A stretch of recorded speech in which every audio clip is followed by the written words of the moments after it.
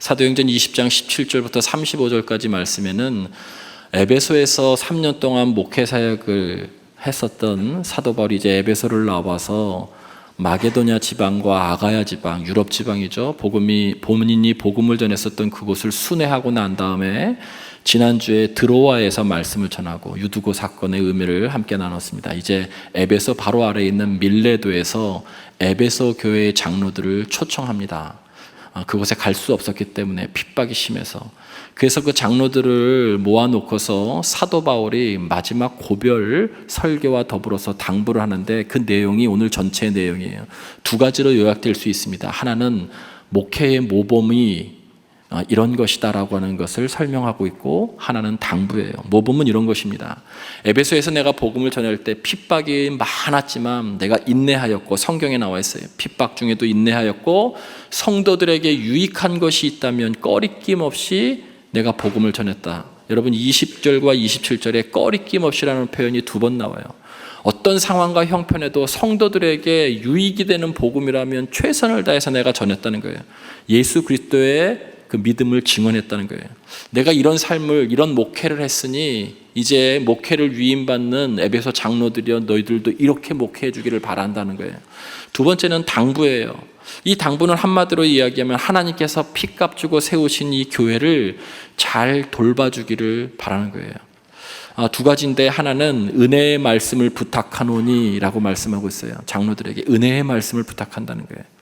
또 하나는 두 가지, 사나운 이리로부터 성도들을 보호하고 그리고 자기를 따르게 하려는 자들을 조심시켜라는 거예요. 외적으로는 이단 사상들이 들어와요. 그것을 사나운 일이라고 표현하고 있어요. 잘못된 사상들.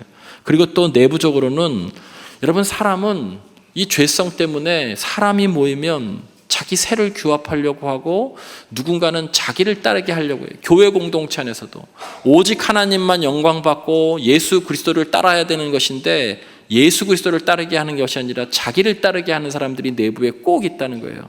그런 사람들 조심시켜서 영혼을 잘 돌보게끔 하라라고 하는 것이 오늘 성경의 말씀이에요.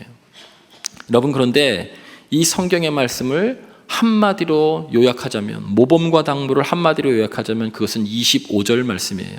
보라, 내가 여러분 중에 왕래하며 하나님의 나라를 전파하였노니, 이렇게 나와 있어요. 사도 바울의 1차 전도여행도 그렇고 2차 전도여행도 그렇고 지금 이 순간도 그렇고 그가 했었던 모든 목회 사역을 한마디로 정리하라 그러면 하나님의 나라를 전파한 거예요. 여러분, 하나님의 나라가 우리 모두가 같이 지향해야 될, 여러분, 가장 중요한 지향점이에요. 나라라고 하는 이 개념은요, 하나님의 나라라고 할 때 나라라고 하는 이 개념은 사실은 구약에 하나님의 나라라는 표현은 나오지 않습니다. 거의. 그런데 어떻게 표현되냐면, 왕이신 하나님께서 세상의 주권자, 통치, 다스림의 개념으로 시편과 이사야와 묵시록에 많이 나와요. 그것을 천국으로도 표현하고 있어요. 그런데 그것이 신약시대 때에 와서 하나님의 나라라고, 예수님이 이 땅에 오셔서 하나님의 나라가 가까이 왔다라고 말씀하시죠. 여러분, 나라가 되려면 세 가지 요소가 있어야 되죠. 주권이 있어야 되고, 백성이 있어야 되고, 영토가 있어야 되는 거예요. 여러분, 성경도 그렇게 설명하고 있어요. 하나님의 나라라고 설명할 때. 구약에도 하나님의 나라라고 하는 표현이 나와 있지 않지만, 여러분, 모세오경과 그 이후의 모든 것들, 특별히 모세오경은 하나님의 나라의 그 나라에 대한 얘기를 명확하게 하고 있습니다. 주권, 백성, 영토. 여러분, 언약을 통해 이루시는 하나님의 나라를 이야기하고 있는 것이 모세오경이에요. PPT에 나와 있는 것처럼 하나님께서 아브라함을 선택하시고 또 이스라엘 백성들을 선택하셔서 애굽에서 불러내셨죠. 하나님께서 택하신 백성이에요. 목적이 있어서 택하신 백성. 그 사람들에게 약속의 땅 가나안을 주셨어요. 영토죠. 하나님의 그 나라가 세상 가운데 실현되기 위하여 선택된 땅의 약속을 주신 거예요. 세 번째는 주권이에요. 그 땅에서, 하나님이 보내신 그 땅에서 하나님의 통치, 말씀에 순종하며 사는 하나님의 백성의 삶이 되는 것.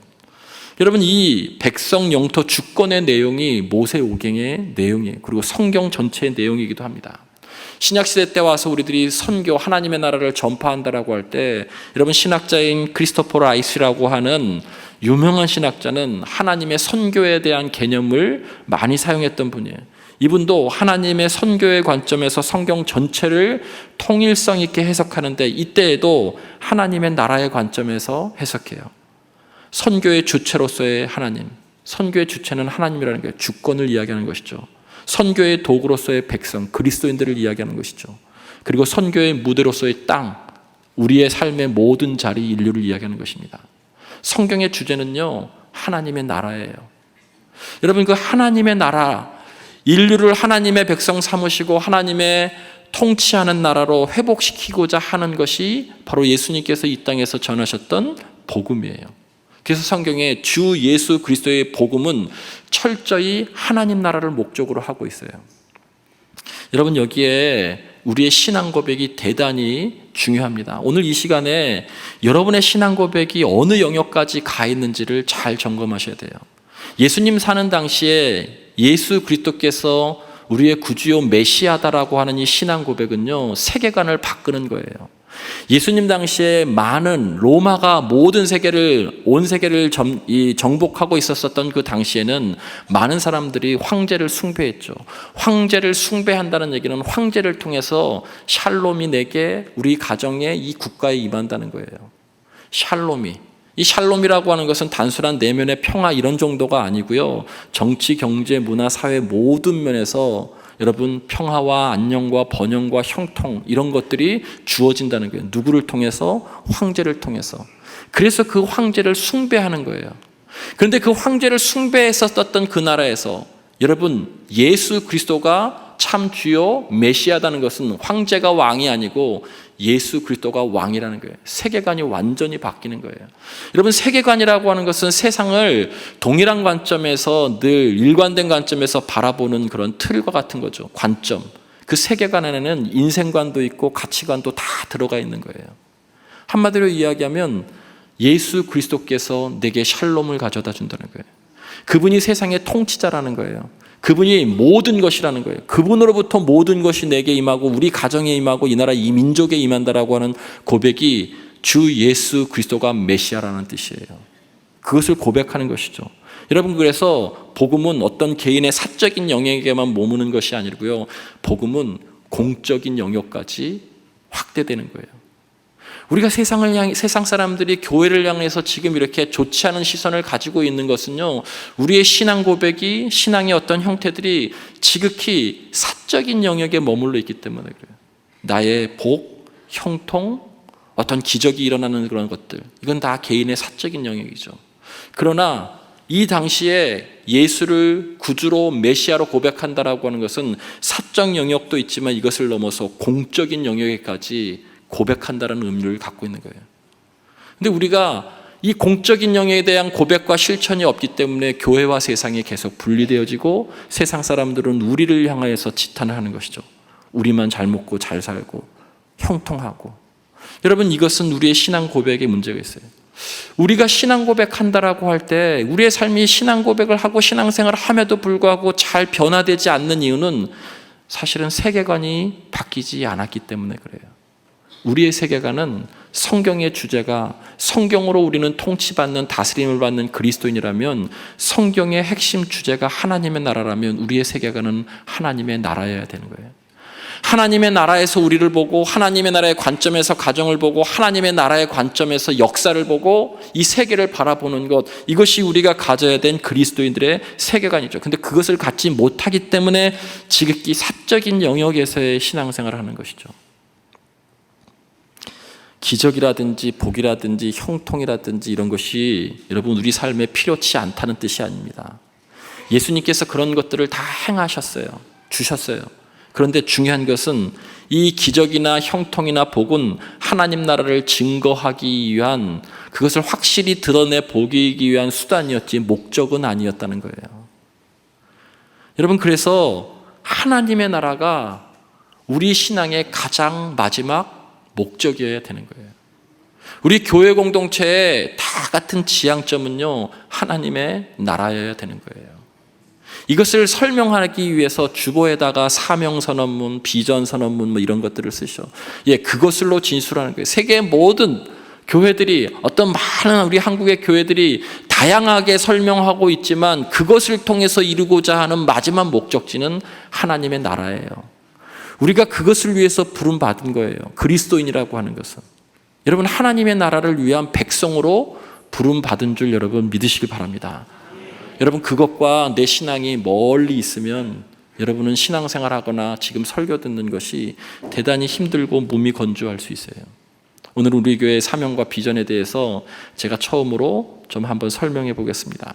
여러분, 비전 되려면 세 가지 조건이 충족돼야 돼요. 기독교에서는. 첫 번째는 현실 분석이에요.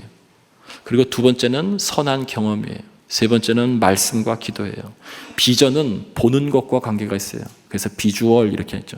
사명을 잘 성취하기 위해서 실제화되도록 눈에 보이게끔 하는 거예요. 이것을 혼동하는 경우들도 많이 있고 그냥 혼용해서 쓰는 경우도 많이 있습니다.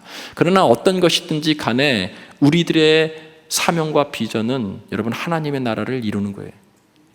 자, 그것이 없으면 우리의 신앙생활이 어떻게 되는지를 한번 볼게요. 잠언서 29장 18절 말씀입니다. 제가 읽어드릴게요. PPT 한번 보세요. 잠언서 29장 18절 말씀에 묵시가 없으면 백성이 방자에 행하거니와 율법을 지키는 자는 복이 있느니라. 제가 계속 비전에 대해서 설명했죠. 여러분, 영어 성경에 비전이라고 나오는 그 단어는 어디에서 해석되냐면 사무엘서 같은 경우에 엘리 제사장 시대에 이상이 흔히 보이지 않았다라고는 표현을 쓸 때 이상이라고 할 때 그것이 비전이에요. 그리고 오늘 여기 잠언서에는 묵시예요. 근데 아주 쉽게 설명하면 영어 성경이나 쉬운 성경에 이렇게 설명해. 이 구절을 하나님의 하시는 일을 보지 못하면 백성이 제멋대로 날뛰지만 이렇게 나와 있어요. 좀 너무 심하게 설명하고 있지만 원래 그렇게 영어 성경에 설명하고 있어요. 쉬운 성경에도. 그러니까 묵시가 뭐냐면 하나님이 하시는 일이에요. 그러니까 하나님이 뭔가 보여주시는 거예요. 그게 비전의 원래 근본적인 원리예요. 하나님이 뭔가 보여주시는 일을 보지 못하고 그렇게 살아가면, 아니 어떤 일을 행하면 백성은 제멋대로 한다는 거예요. 자, 우리 교회에 적용하면 그런 게 많이 모이셨어요. 우리가 가지고 있는 신앙의 색채와 또 여러 가지 기질에 따라서 신앙의 그런 추구점이 다 다르지만 우리 공동체가 그래도 마지막으로 지향하고 있는 비전, 이 하나님이 보여주시는 일이 우리가 공통 지향점이 되지 않으면 우리는 성경대로 이야기하면 제멋대로 다 각기 소견대로 한다는 거예요. 소란스러워진다는 거예요. 교회는 왜 소란스러워지냐면 비전이 일치하지 않기 때문에. 사역을 하면서도 왜 자꾸 갈등을 일으키고 서로 저 충돌을 하게 되냐면 목적지가 같지 않기 때문에 그럴 때가 많아요. 하나님의 나라를 이루는 거예요. 신약에는 이것을 하나님의 소원으로 설명하고 있어요. 빌립보서 2장 13절이 바로 대표적인 것입니다. 너희 안에 행하시는 이는 하나님이시니 자기의 기쁘신 뜻, 그분의 뜻은 예수님이 주기도문에서 말씀하셨던 것처럼 하늘의 뜻이, 하나님의 나라가 이 땅에 이루어지는 거예요. 그 소원을 믿는 여러분에게 두고 행하셨다는 거예요. 그 소원을. 그러니까 비전은 뭐냐면 하나님의 소원이에요. 그리스도인이 된다는 것은 그 소원이 내 안에 있다는 거예요.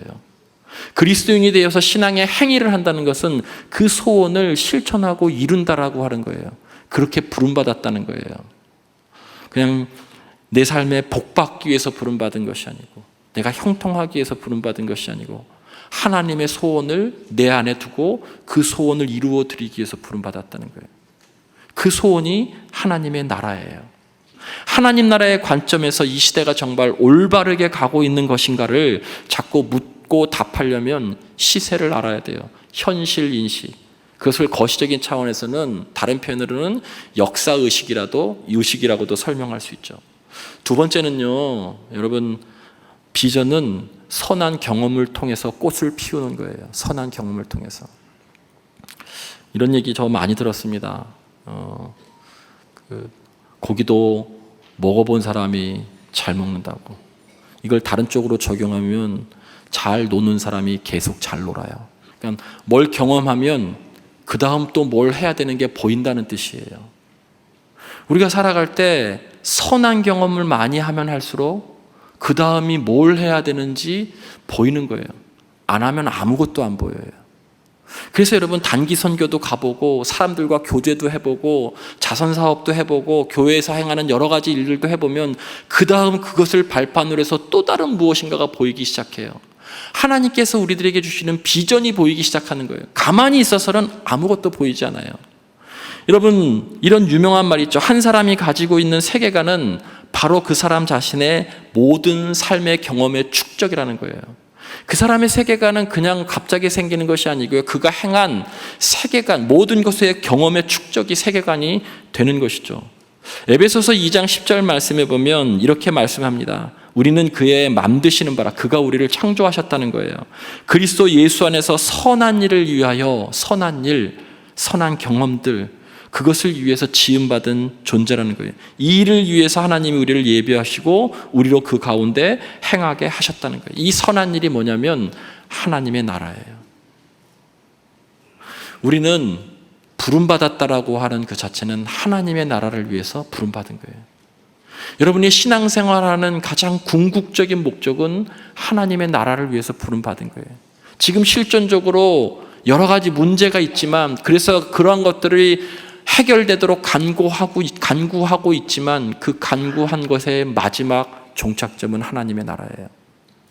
여러분 맞으세요? 그렇게 신앙생활을 하고 있어요.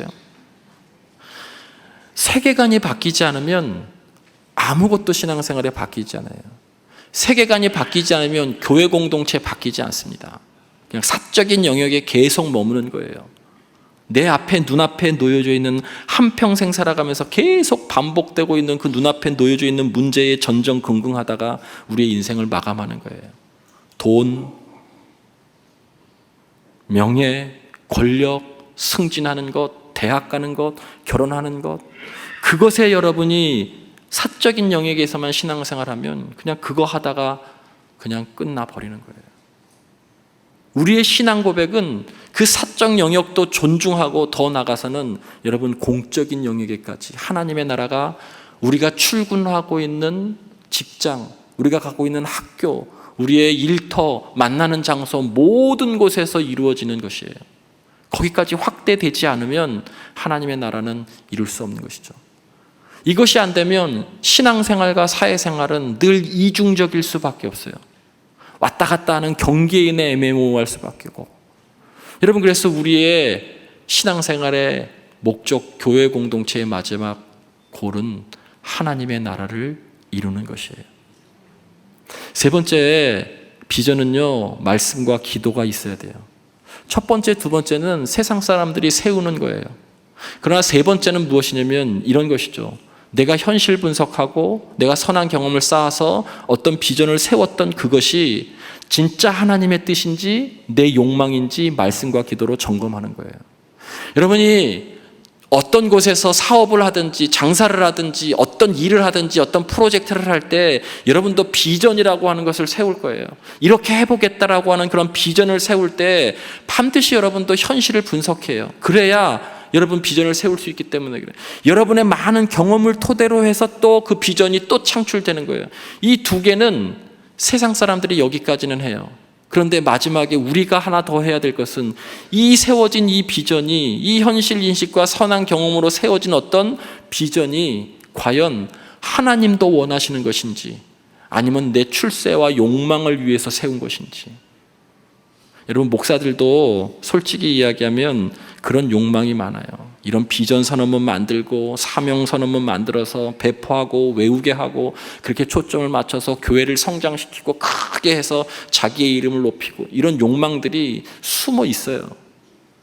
과연 이것이 내 욕망과 출세를 위한 것인지 아니면 오직 하나님의 나라를 위한 것인지 늘 말씀과 기도로 점검하고 성령의 기름 부음을 받지 않으면 그것은 세속적인 욕망일 뿐이에요.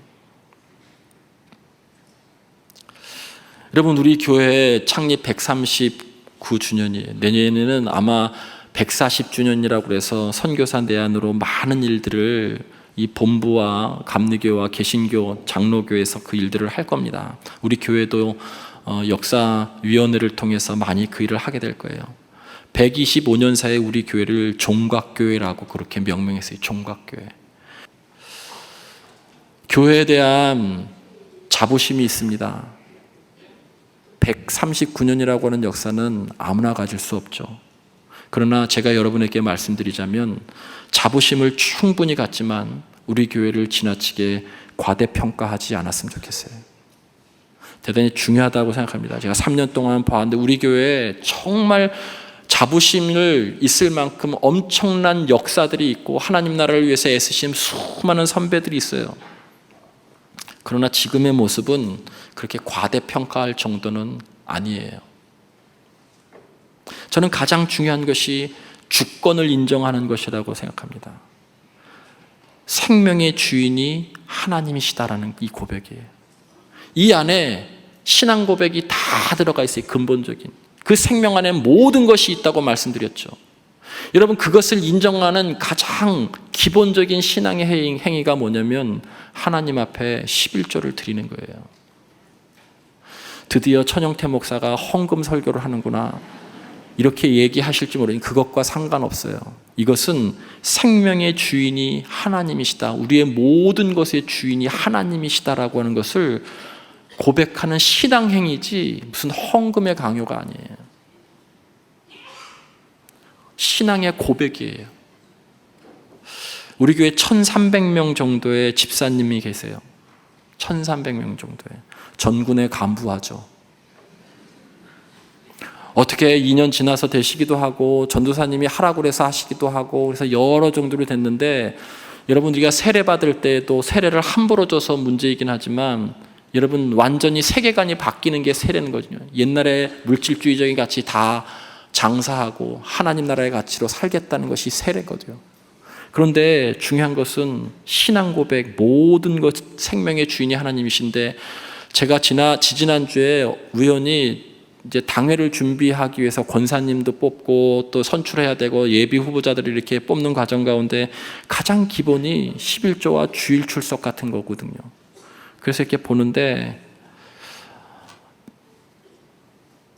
제가 퍼센테이지는 얘기하지 않겠습니다. 저나 여러분이나 충격받을 것 같아서 그냥 많이 안 하세요. 그러니까 우리의 신앙생활의 목적이 계속 사적인 영역에 복받는 것에 머물러 있기 때문에 그래요. 우리 교회 전통은 그렇지 않았어요. 민족이 암울할 때, 이 나라가 정말 어려움 당할 때, 우리가 고난 당할 때 하나님 나라를 위해서 애쓰셨던 수많은 목회자와 성도들, 우리의 신앙의 선배들이 그것을 위해서 자신의 모든 것을 왜 내줄 수 있었냐면 이것이 내 것이 아니기 때문에, 하나님이 내게 주신 것이기 때문에, 그래서 하나님이 쓰실 수 있도록 다시 내드리는 거예요. 그것이 뭐냐면 생명의 주인이 하나님이심을 고백합니다. 첫 번째 나온 주권이에요. 이 주권이 인정되지 않으니까, 이 세계관이 바뀌지 않으니까 여러분 우리는 어떤 것도 하지 않고 헌신도 하지 않고 교회는 늘 오면 위로와 소망 정도만 받고 가려고 하는 예배, 그런 신앙생활을 하게 되죠. 사회에 아무런 영향을 끼칠 수 없는 교회로 점점 쇠락해 가는 거예요. 제가 무겁다고 말씀드렸죠, 이미. 우리 교회에 대한 자부심은 명확하게 갖지만 지나치게 과대평가하지는 않았으면 좋겠어요. 그런 거에 비해서 옛 선배들이 이어왔었던 수많은 사역들은 너무나 많은데 그 사역을 이어갈 수 있는 헌신자들은 점점 없어요. 그게 뭐예요? 주권을 인정하지 않기 때문에 그런 거예요. 세계관이 바뀌지 않기 때문에 그래요. 하나님의 나라의 세계관이 바뀌지 않고서는 우리 개인도 교회도 이 나라 이 민족도 결코 바뀌지 않을 겁니다. 그리고 우리는 점점 기독교는 쇠락해 갈 거예요. 다시 한번 창립 139주년을 맞아서 하나님의 나라가 우리 삶의 모든 자리에 임하시도록 부름받은 성령 공동체, 우리 자신이 되기를 주의 이름으로 간절히 축원을 드립니다.